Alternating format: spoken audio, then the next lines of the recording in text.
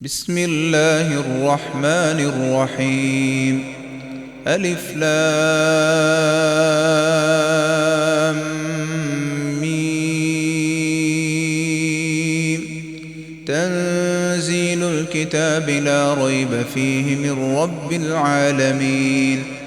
أم يقولون افتراه بل هو الحق من ربك لتنذر قوما ما أتاهم من نذير من قبلك لعلهم يهتدون.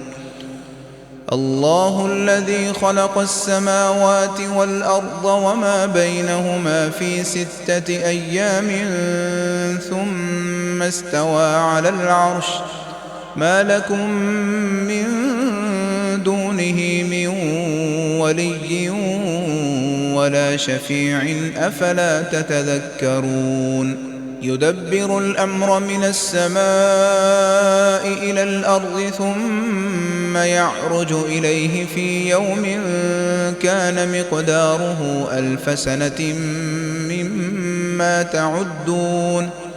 ذلك عالم الغيب والشهادة العزيز الرحيم الذي أحسن كل شيء خلقه وبدأ خلق الإنسان من طين ثم جعل نسله من سلالة من ماء مهين ثم سواه ونفخ فيه من روحه وجعل لكم السمع والأبصار والأفئدة قليلا ما تشكرون.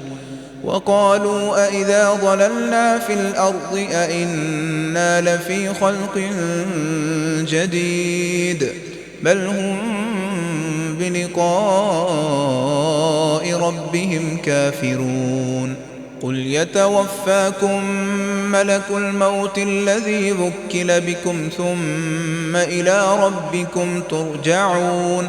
ولو ترى إذ المجرمون ناكسوا رؤوسهم عند ربهم ربنا أبصرنا وسمعنا فارجعنا نعمل صالحا إنا موقنون. ولو شئنا لآتينا كل نفس هداها ولكن حق القول مني لأملأن جهنم من الجنة والناس أجمعين فذوقوا بما نسيتم لقاء يومكم هذا إنا نسيناكم وذوقوا عذاب الخلد بما كنتم تعملون.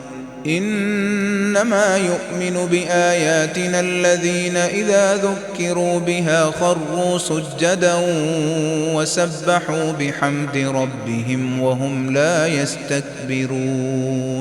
تتجافى جنوبهم عن المضاجع يدعون ربهم خوفا وطمعا ومما رزقناهم ينفقون. فلا تعلم نفس ما أخفي لهم من قرة أعين جزاء بما كانوا يعملون. أفمن كان مؤمنا كمن كان فاسقا لا يستوون. أما الذين آمنوا وعملوا الصالحات فلهم جنات المأوى نزلا بما كانوا يعملون.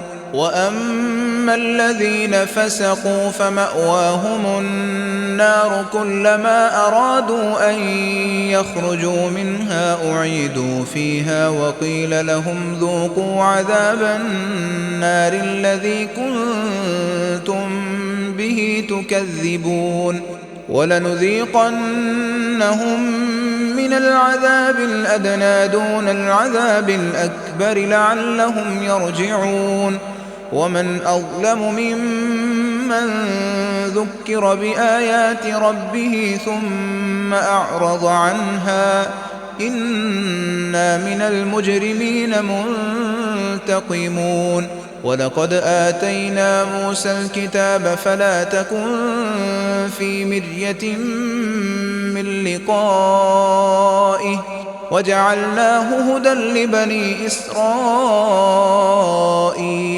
وجعلنا منهم أئمة يهدون بأمرنا لما صبروا وكانوا بآياتنا يوقنون إن ربك هو يفصل بينهم يوم القيامة فيما كانوا فيه يختلفون أولم يهد لهم كم أهلكنا من قبلهم من القرون يمشون في مساكنهم إن في ذلك لآيات أفلا يسمعون أولم يروا أنا نسوق الماء إلى الأرض الجرز فنخرج به زرعا تأكل منه أنعامهم وأنفسهم أفلا يبصرون ويقولون متى هذا الفتح إن كنتم صادقين